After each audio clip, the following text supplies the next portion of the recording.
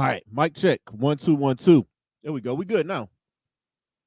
I don't know what's going on with my stuff down here.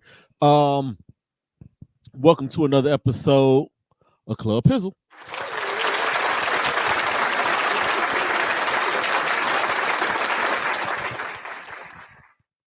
I am, of course, your host, Don P. You can call me Pizzle. You can call me Pod God. You can call me him. You can call me the best potter in the city. You can call me the best sports potter in the city. Number one, anything that has to do with the best in the top of the food chain. Oh, top of the food chain. That's me.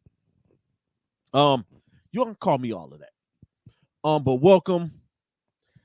I want to thank each and every last one of y'all for y'all's continued support of this platform. I want to thank each and every last one of y'all for y'all continued support of me, period, man. I just, the gratitude, I thank you guys. I appreciate you guys for rocking with me, for all of this time, celebrating 3 years of doing this from my basement over to Redline Radio, back to my basement, and maybe somewhere in the near future, back out of the basement and into a nice little space. But I am so happy to be here, man. I hope y'all had a great week. I had a great week. I'm gonna have a great weekend. I hope everything is good for y'all. Let me get my lights together, man. My lights is just all out of whack. As y'all can see, I'm disappearing and all of that, man. Y'all see what I go through here. But let's just get right to it, man. We here for a good time, not a long time. Quick programming note: there will be not one but two Club Pizzles this week. We're gonna have today, well, the one that y'all are viewing right now, and then y'all are gonna get some NBA and some Cleveland Cavaliers content somewhere between now and Sunday. Y'all might get it Friday, y'all might get it Saturday, y'all might get it Sunday. Just be ready for it. I'm gonna do some NBA stuff. Just because, like, I want to break these up. And I might just give y'all other little content after that. I might just hit y'all with the big stories of the day or some stuff like that. So just stay tuned right here to the Happy Hour Network. Also, full disclosure, make sure y'all go check out the latest episode of that me and Jocelyn recorded last week. And I got a bunch of other stuff coming for y'all. If y'all are following me on social media, y'all know the vibes. Y'all know what's getting ready to happen. Y'all know what I'm about to do. All I'm going to say is stay tuned, because 2024, the Happy Hour Network is up there and it's going to be stuck there.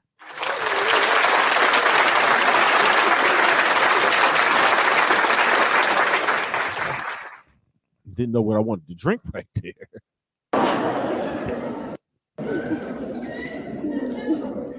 Let's get right to it, man. We here for a good time, not a long time, like I said.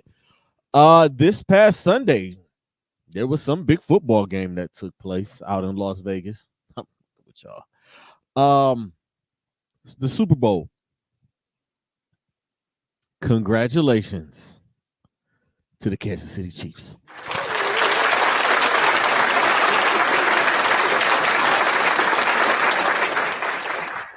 Ooh, won't do that again.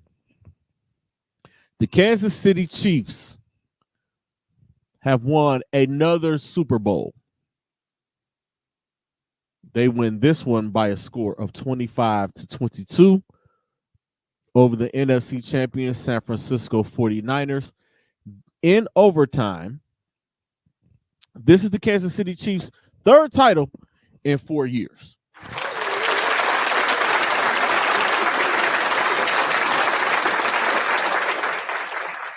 What a feat. That is impressive. No matter how you slice it, it doesn't matter. Professional sports, if you can win 3 titles in a 5-year span, including a back-to-back, which they are the back-to-back champions. Let me clap it up for that.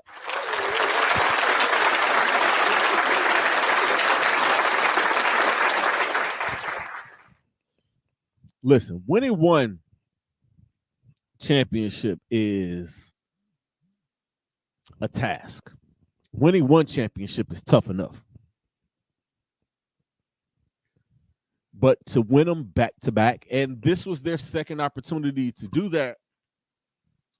The last time they were in this situation, they got beat 31-9 by the Tampa Bay Buccaneers. And for Tom Brady to get his. But nonetheless, man, 3 titles in 5 years. Congratulations to the Kansas City Chiefs. Andy Reid has solidified himself as one of the greatest coaches of all time. I mean, it goes without saying that Bill Belichick is the greatest coach of all time. A lot of people will say Paul Brown is up there. You can argue Tom Landry, Chuck Noll, Bill Walsh, the usual suspects, Jimmy Johnson, Joe Gibbs, Tom Flores. I said Tom Landry, but y'all know exactly what I'm saying.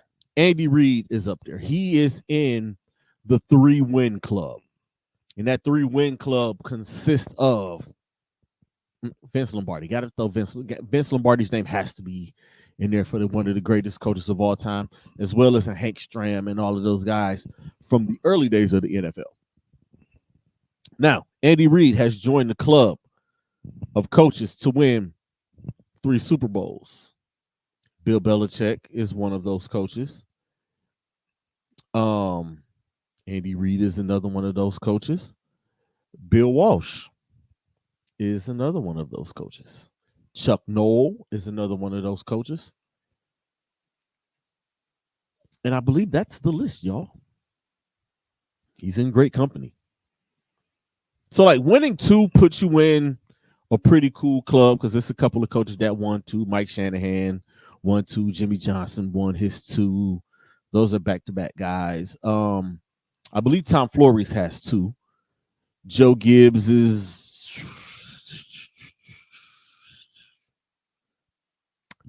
in that 3 club too, as well. But, once you start winning multiple titles, you get 1. All right, cool. You're a great coach. You win 2, it's like, all right, we got something here.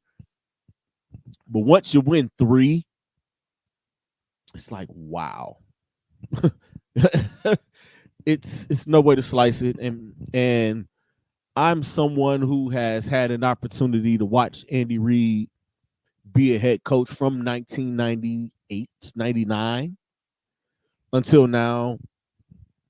Watching him in his early days with the Philadelphia Eagles, with those lethal offenses with Donovan McNabb at the helm at quarterback, and then he had Michael Vick after that. And to get the opportunity to watch him take his team to 4 consecutive NFC championship games, make a Super Bowl, lose a Super Bowl there in Philly, leave Philly and immediately get the Kansas City job and turn them around and get the success going with the Kansas City Chiefs, starting with Alex Smith and then moving on and moving up to draft the man I'm getting ready to talk about in a second. And to watch him take them to 6 consecutive AFC championship games. Andy Reid is one of the greatest coaches of all time. He might be, when it's all said and done, Andy Reid might end up being number 2 behind Bill Belichick. Because at this point in his career and at his age right now, I don't know how much longer Andy's going to coach. Andy might coach maybe another 3 years, 4 years, who knows? But congratulations to him getting that 3rd ring. Let's talk about that man. Let's talk about that man, number 15, in that number 15 jersey. Patrick LeVon Mahomes II. Super Bowl MVP for the 3rd time.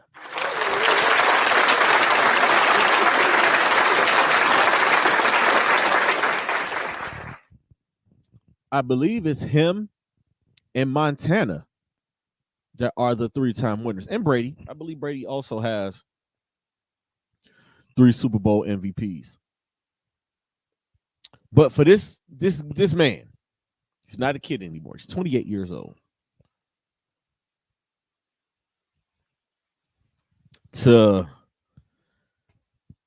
MVPs, Super Bowl MVPs. Oh my God. Oh my goodness.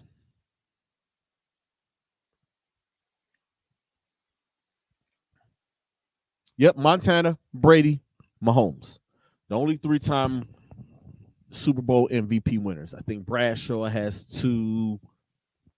There's a couple other guys that might have 2, but those guys are in the 3 club. Patrick Mahomes, 34-46, 333 yards, 2 touchdowns, and 1 interception.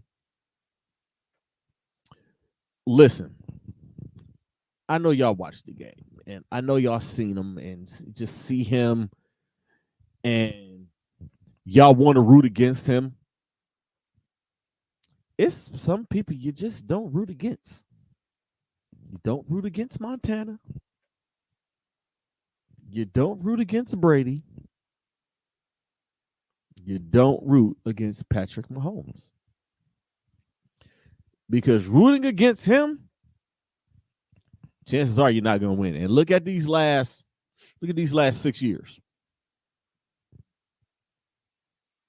AFC Championship game. Lost to the GOAT, Brady. Comes back the next year, wins the AFC Championship game, wins his first Super Bowl. Run it back the next year, get all the way back to the Super Bowl, loses to Brady. Okay, fine.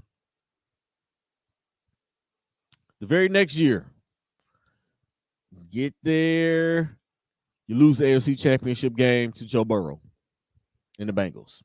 All right, cool. Let's run it back. Me, you, Joe Burrow again. I beat him. Go and win another Super Bowl, beating Jalen Hurts, another young quarterback with a bright future. Then come back again. Let's run it back and win back-to-back Super Bowls. Now,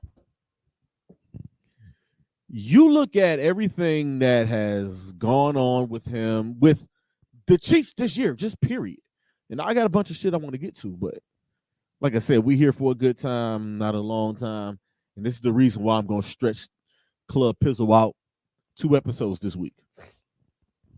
Because I want to do NBA all by itself. Or All-Star all by itself.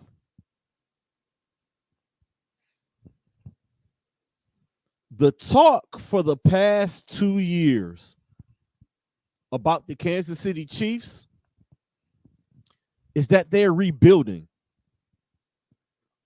The talk going on about the Kansas City Chiefs has been, this offense is not going to be the same without Tyreek Hill.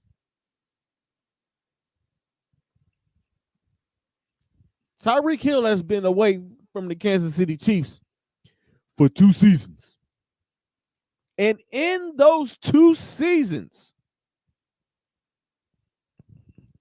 the Kansas City Chiefs have won 2 Super Bowls. They have been talking. They have been doubting. Oh, they're too young on defense. Their offensive line isn't that good. Clyde Edwards-Helaire is a fraud. Who the fuck is Isaiah Pacheco? Well, the wide receivers are gone. Tyreek Hill left. McCole Hartman left. Sammy Watkins left. Kadarius Toney can't catch. Let me rewind. And that was last year. Fast forward to this year with all those guys gone. What are they going to do with this young wide receiver core? All he has is Travis Kelce. If you neutralize Travis Kelce, you can beat the Kansas City Chiefs. Again, Clyde Edwards-Helaire is not that good. Who the fuck is Isaiah Pacheco? Sky Morris is that good. Who the fuck is Rashee Rice? If you neutralize Kelce, you can beat him. Let's go to week 1 of this year. Opening night. Detroit Lions, Kansas City Chiefs. A lot of drop passes. Kadarius Toney. Whew. Marquez Valdez-Scantling, who I always seem to forget is a part of the Kansas City Chiefs until he makes a play. Maybe I should forget him more often.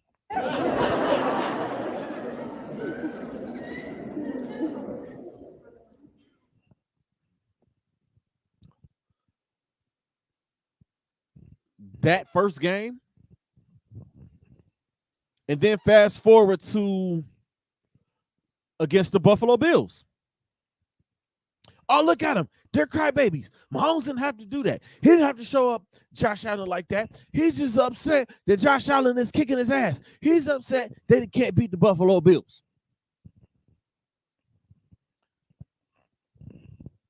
It got till December, and I'm thinking to myself, all right, they're going to break through eventually. This is when they get hot, yada, yada, yada.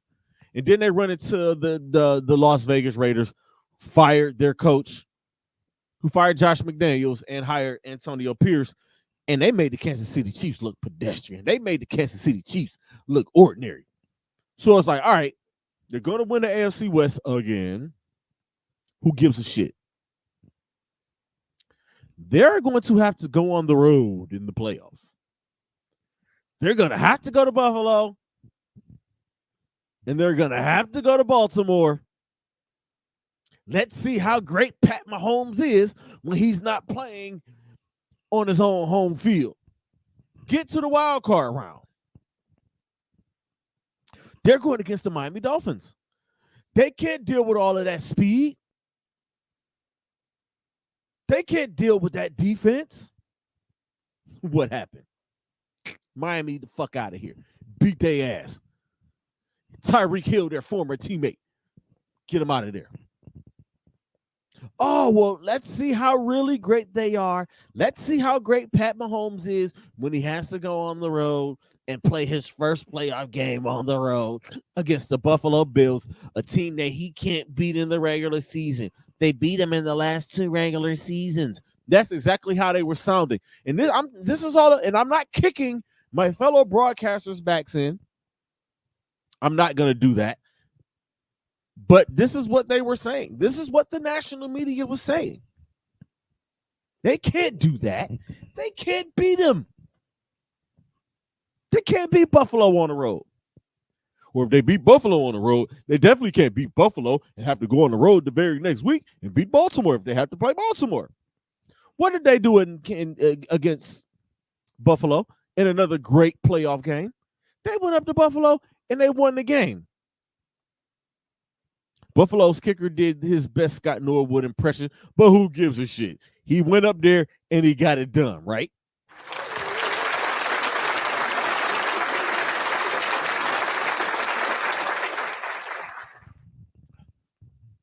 Let's fast forward to the next week.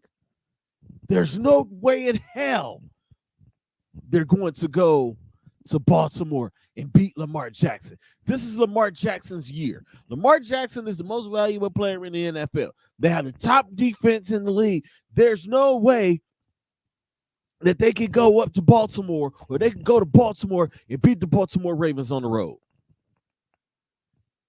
What'd he do? What'd he do? He went to Baltimore and they won. So then what was the talk? Going into the Super Bowl. They went into the Super Bowl as underdogs. That is the most disrespectful shit you can do to the best quarterback in the world on the defending Super Bowl champions. In a neutral site, in a building that I practically fucking own. In a building that is basically another home for me, which is the stadium in Vegas. How dare you disrespect me that way? The San Francisco 49ers has too much talent. They can't do that. They can't do that. They can't do that. Pat Mahomes said, hey, I'm going to do it. And he did it. Third Super Bowl championship, third most valuable player.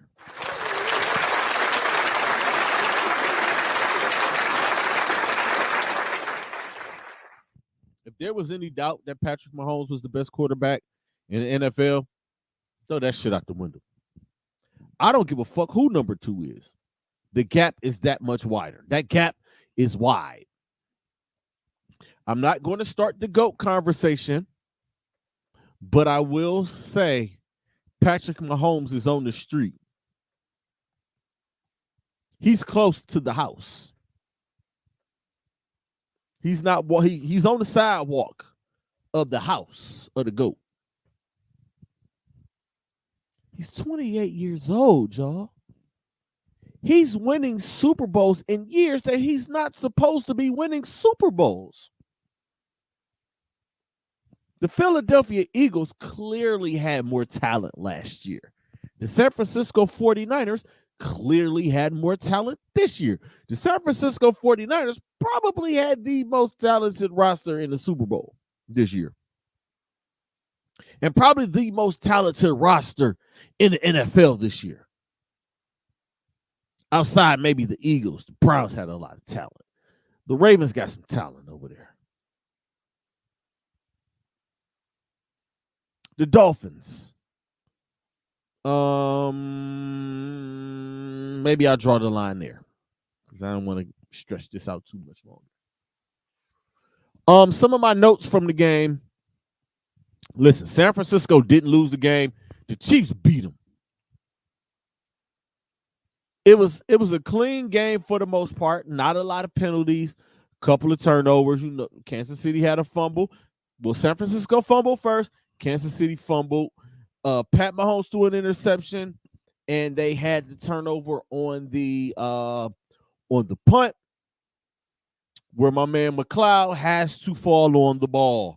You can't pick that bitch up down in that area. You can't do that. There's certain things you can't do. Don't be a hero. You notice the ball bounced off of your guy's foot. Your job at that point is to just fall on the ball. Don't try to pick it up.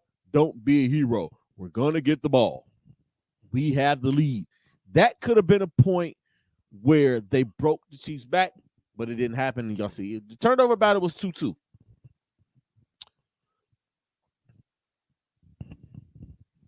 The Chiefs made the adjustments. If y'all watch and just look at it, and it was a great offensive game plan called by Andy Reid. Andy Reid called a great game. Kyle Shanahan did also. Like, I'm not going to take anything away from Kyle Shanahan. I'm going to get to him in a second.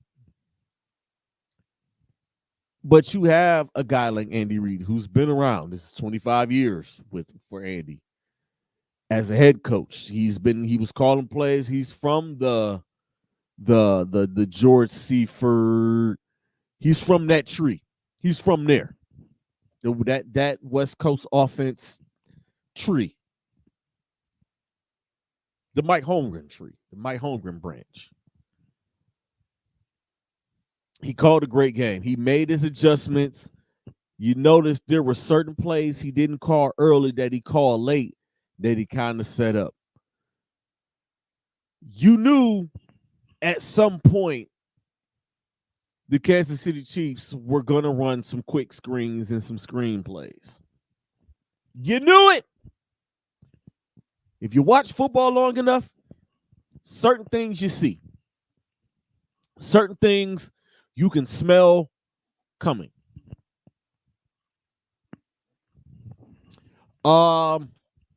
Salute to the defense.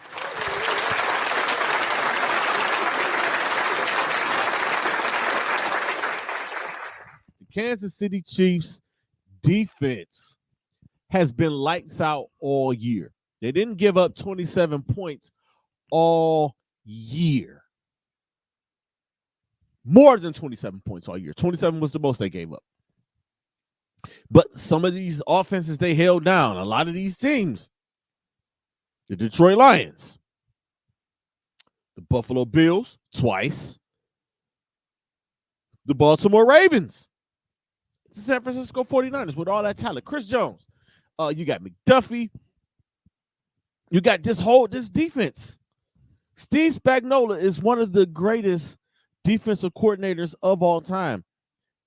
He has 4 Super Bowls, y'all, as an assistant.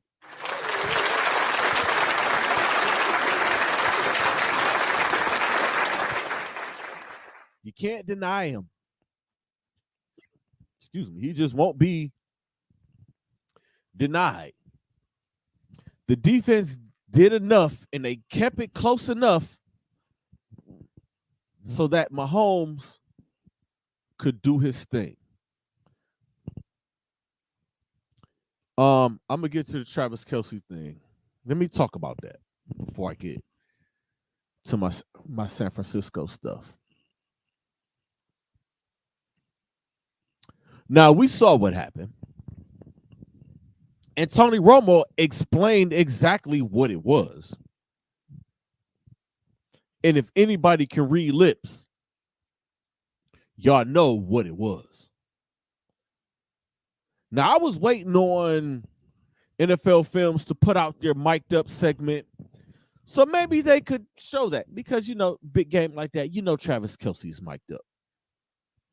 Why the hell wouldn't he be? It would be stupid for him not to be mic'd up. But, of course, they skipped that. I would have loved to hear what Travis said, but I'm trying to read his lips or reading his lips, kind of get the gist of what he was saying. Let me run through it. Y'all saw what happened.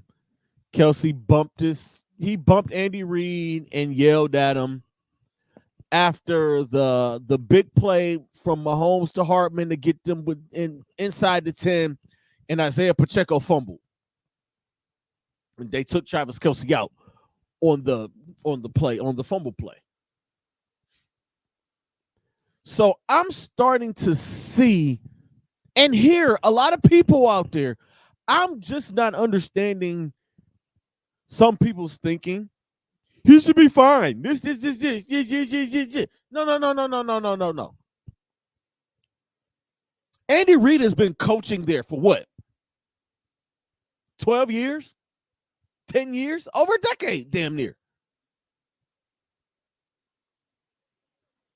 That relationship is different. Now, Travis did own it, which everybody was saying, well, why hasn't he said anything? Look, I have a problem, and I'm not kicking y'all's back in when I say this. I have a problem with a lot of y'all on social media who talks about accountability, but don't take accountability y'all fucking self. Y'all will never, ever admit that you're wrong. No matter how many facts or how many receipts I put in front of y'all fucking face, a lot of y'all act like y'all are never wrong. And I be busting y'all ass with that shit. Pause. But I'm not kicking y'all back, saying I'm just using that as an example. Travis Kelce came out and said, hey, I was wrong. He got on his podcast with his brother and said, hey, I was wrong. Jason even called him out and said, hey, bro, you was wrong. You can't do that. And you know you can't do that. But what they didn't tell y'all and what the cameras didn't show y'all was him and Andy Reid not too long after that shit happened having a conversation and saying, hey, my bad. I love you, man. But you know what's what? So I don't want to hear shit about accountability from any of y'all out there until y'all admit y'all wrongs on y'all social media posts and on y'all in real fucking life. I don't want to hear it. He's not going to be fine. It's a non-fucking story because they squashed it not too long after it happened, and they won the goddamn game. I love the villains Chiefs. The Chiefs being the villains. I kind of love it. And it's so funny that I've had an opportunity in real time to watch everybody turn on the Kansas City Chiefs. I've been sitting back and watching it in real time. Y'all turned on Pat Mahomes. Y'all turned on Travis Kelce. Y'all have turned on the Kansas City Chiefs. I watched it. I seen it. And I'm going to tell y'all a little more later. Let me get back to my notes. The Chiefs defense shut down Deebo Samuel, who only had 3 catches for 33 yards. And I think he had like another 8 on rushes. And they totally erased George Kittle, 2 catches for 4 yards. But one of his catches was a big catch for a first down, which was a hell of a lunch by him. So salute Kansas City defense.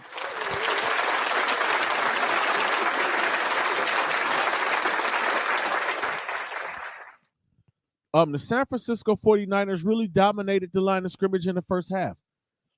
It was at a point where I was looking and watching in that first half, and the score felt more like it was 20-3, 24-3 than it was the 10-3 halftime score. The way the 49ers played that first half, you would have thought they were up by 2 touchdowns. You would have thought they were up by 17 points. The way they dominated the front on both sides of the ball. Their offensive line was punching the Chiefs in the mouth. And their defensive line was tearing Kansas City's ass up. Chase Young, Nick Bosa, great job by those guys. Both of those guys. Especially Chase Young. Let me salute Chase Young.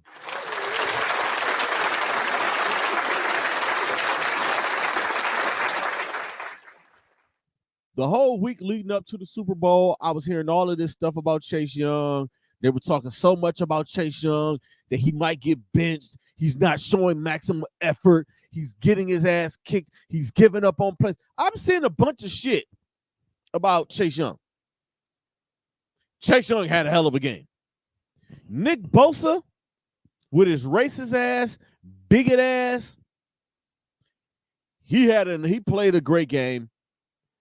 He did a great job of keeping Mahomes in the pocket and making Mahomes scramble backwards instead of him scrambling out of the pocket and getting the head start, getting the running start. He had Mahomes running backwards. Watch the game again. I'm dying for the NFL to put up the all 22 version of the Super Bowl because, boy, I got some shit to watch. I'm upset that it's not up now. But that they dominated. Brock Purdy. Let me salute Brock Purdy.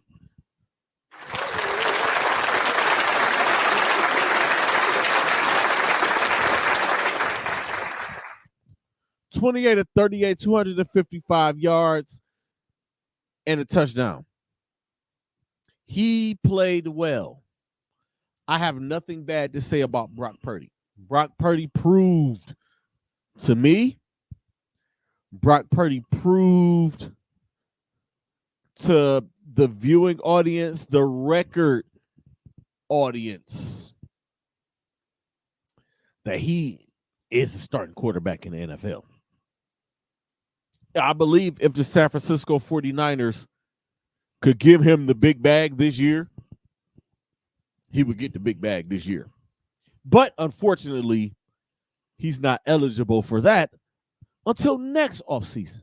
So probably next February, I'll be sitting here talking about Brock Purdy getting his $200 million, $300 million contract because I believe he is going to get better as time goes on. There was a lot of talk about Brock Purdy going into this game. They're talking the whole game management thing, and I believe I spoke on this last week in Cam Newton.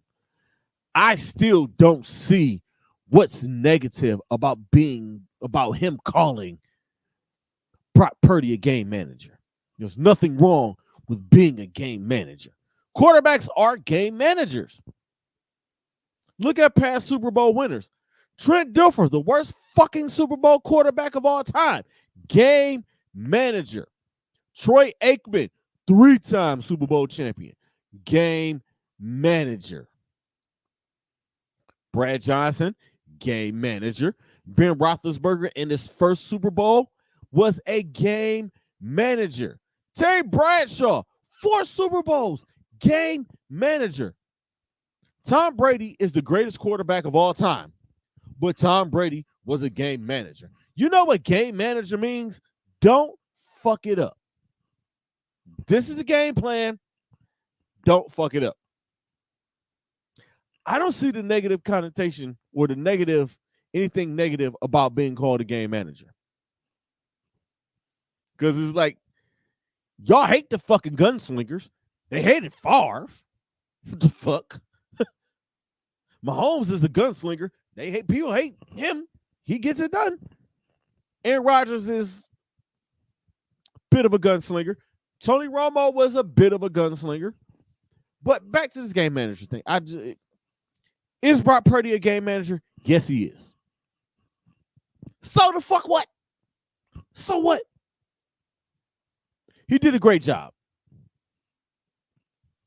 Some of those throws he made, Jesus Christ. Salute, Brock. Salute. Nothing but respect. He was making some big time throws. Christian McCaffrey, he's on my BMF list. Y'all know what BMF means? Trying to cut down the cursing. I've cursed enough in this episode, so I'm going to let y'all guess what BMF means. Bad mofo. Leave it at that. 22 carries for 80 yards and 8 catches for another 80 yards and a touchdown, including a touchdown, and that was on a trick play, which was clever. Brandon Ayuk, bad mofo. Jennings, bad mofo. Fred Warner, bad mofo. The San Francisco 49ers are full of bad mofos. And it wouldn't surprise me if the San Francisco 49ers are back in the Super Bowl next year or the year after that or the year after that. They have it. But Kyle Shanahan, big dog, you have to run the football. Why? You have the lead coming into the second half. And I know you have to put up points on the Kansas City Chiefs because of who's on the other sideline. I know that. I understand that. I get that. But you come out on your first 2 drives, which were 3 and outs, by the way, and throw passes, 6 passes. You got to run the ball. Christian McCaffrey they couldn't stop him. They couldn't stop him.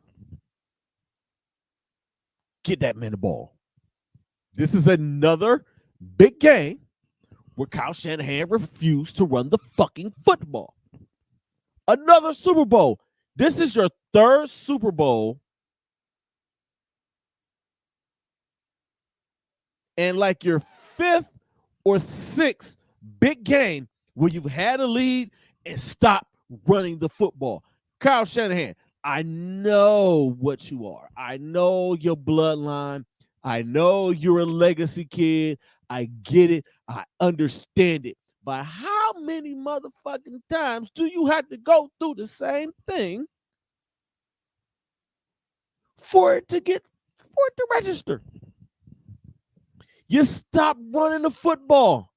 The 3rd quarter, y'all got a turnover, and you threw the ball.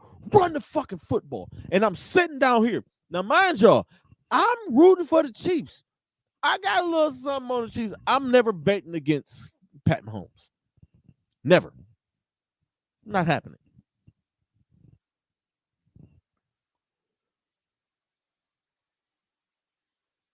I'm sitting here watching the game. And I'm like, why the is he throwing the ball? Run the damn ball, Kyle. Run the ball. Run. You have the NFL's leading rusher and offensive player of the year in your backfield, and you're throwing the goddamn ball. Why? Just why? But again, I'm watching the game in my bedroom on my TV. I don't know. I'm just saying. Run the ball, Kyle. Let that be a lesson for you again. This is the third Super Bowl where you've had a double-digit lead in the second half, and you refused to run the football, and you lost the goddamn game.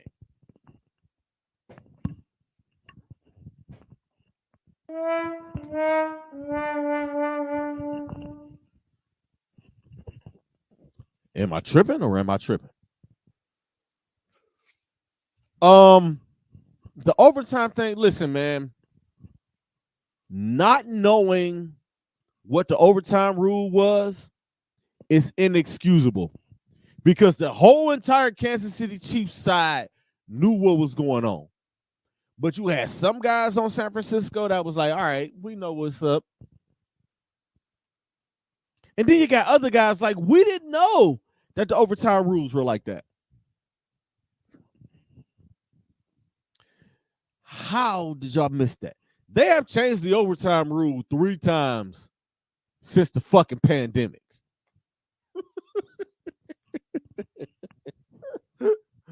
Listen,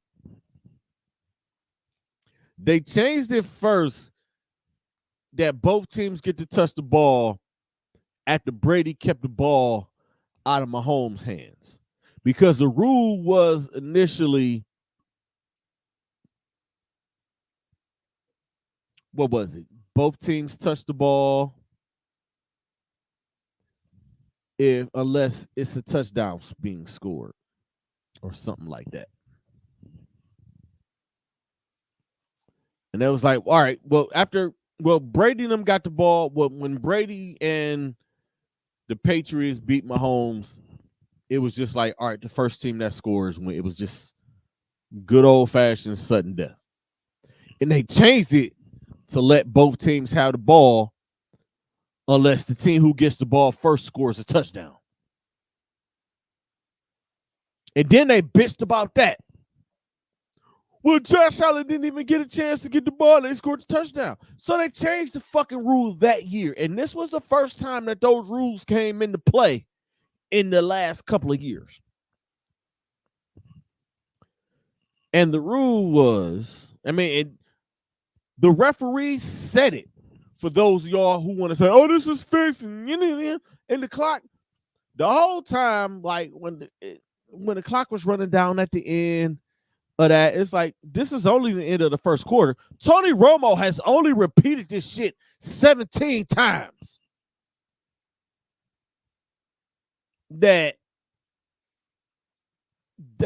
Because Kansas City could have went down and kicked the field goal to tie it up. And it would have just been, all right, we just going to switch sides. And now the next shit wins. Kansas City could have ran it out, and that clock could have went to all zeros, and they could have switched ends, and the same result could have happened. Because it was like it would have been the end of the first quarter. The referee said it. It's like we're playing a new game. Y'all gonna play another half of football until somebody wins this bitch. As long as both teams touch the ball. That's what it was. Now, it's okay for the general public and the people who watch football. It's okay for y'all not to know that rule. I knew what the rule was because, again, I'm a sports nut. I'm a lifer with sports. I remember when they changed the goddamn rule. Again, it was 3 years ago, like 2-3 years ago. The only reason it just hasn't happened in the postseason. They changed it up. Both teams get the ball no matter what. So San Francisco could have got the ball and ran out the entire 15-minute period and score at the last 15-minute. Kansas City still would have got a chance to get the ball. Kyle Shanahan said, all right, we wanted to get the ball third. Kansas City was surprised. Oh, they took the ball first? Defense, y'all know what to do. Hold on to 3. We gonna win this bitch. At this point, both defenses were gassed. So What's gonna happen? But for some guys to come out and say, hey, we didn't know the overtime rule was like that. And I watched the mic'd up today, and I'm listening to some of these guys. Oh, I didn't know that. You got to keep that to yourself, big dog.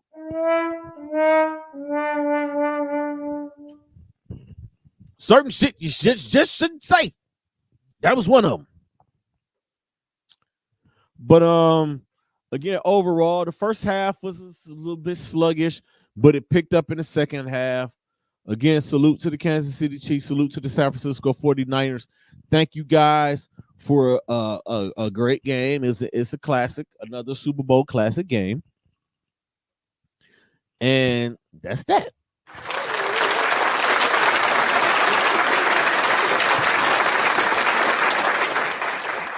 I'm gonna just say the commercial sucked. Outside of the Temu commercial, that's how you say it. I'm still gonna say Temu. Fuck out of here, Temu.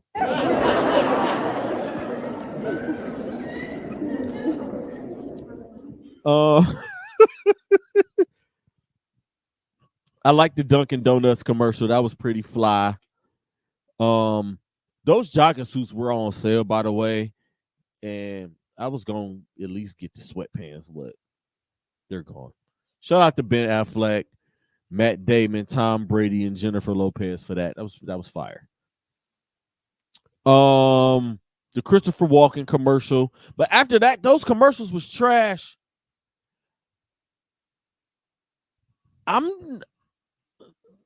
Look, I think we just reached a point with the commercials where, with the Super Bowl commercials, give me nostalgia.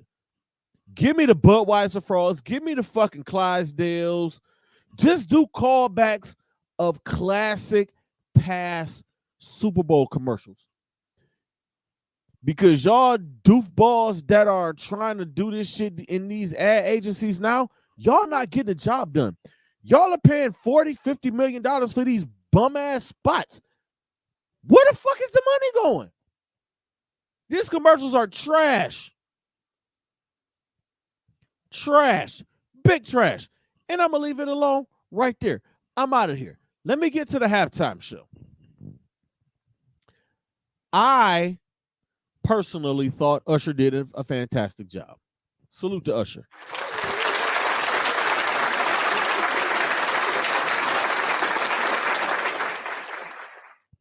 My man sung live. He sang. He was singing. I don't think those were TV tracks, or they could have put some. They didn't have any TV tracks behind them, no ad-libs behind them. So for some of those where he was stopping, and because it's different, like in these stadiums with NFL, like it's different. Your sound isn't the same. You can't hear the crowd singing those songs, and I don't give a fuck who it is. You're not gonna hear that. So that was a little whatever. But I thought he did a fantastic job. He ran through as many of his hits that he could. Did he run through all of the ones that I thought he was?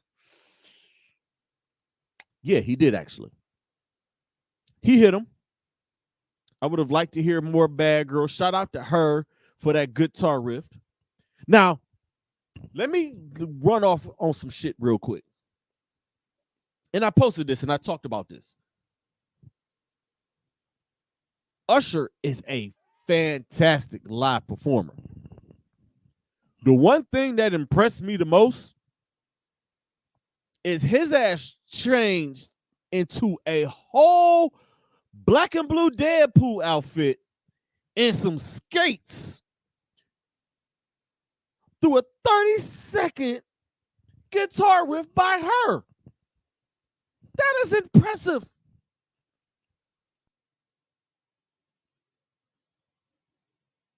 It take me more than 30 seconds to take my goddamn socks off. It take me more than 30 seconds to untie my damn shoes. This brother done changed into a whole nother outfit. Came out there looking like Deadpool on skates. Shit. It was impressive. That was the one thing that really stood out, that impressed the shit out of me. I'm not going to talk about Jermaine Dupri. I don't give a fuck how expensive your socks were, Jermaine. They look stupid. Nobody gives a fuck about your stride right ass outfit, Jermaine Dupri. Stop being corny. Nobody gives a fuck that they were Louis Vuitton. They were still trash socks. Lean into the fucking jokes. These celebrities get on my nerves acting like y'all above jokes. I don't give a fuck how much money you got. If Bill Gates stepped out in them bum ass socks, you guarantee the internet gonna light his ass up. If Elon Musk would have stepped out in them bum ass socks, the internet is gonna light his ass up. If fucking Mark Zuckerberg stepped out in them bum ass socks, he was gonna get his ass lit up. So Jermaine Dupri, lean into the fucking joke. Stop being a fucking cornball. Since Puff Daddy got in trouble, you've been out here sticking your chest out and looking real mad, doofy, and fucking corny. You lucky Puff in trouble, because that versus would have went down and you would have got your boots smoked. That's another topic for another show. That's it. I'm going to get out of here, man.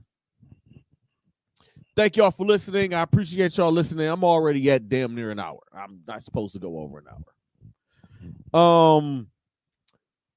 Again, another Club Pizzle was gonna come out. I got NBA stuff to talk about. I'm gonna do some All-Star. I'm gonna do like a little special All-Star thing sometime tomorrow evening, maybe Saturday before Saturday night. Nobody gives a fuck about the celebrity game.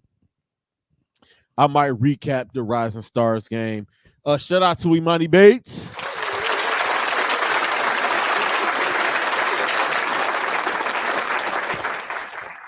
E is playing in the Rising Stars game. He was added to the Rising Stars game, so I'm gonna maybe talk about that. I got Cavs stuff to talk about. I got an NBA second half preview to talk about. That will be next week. I might give y'all an early Club Pizzle. I'm gonna do a half season Cavs on what they need to do in the second half. I got some shit for y'all, so just stay tuned. Y'all know what it is. Always protect your peace, protect your energy. The message is more important than the messenger. And creators, be great. Stay positive, because negative energy is trash. Till next week, y'all. Peace.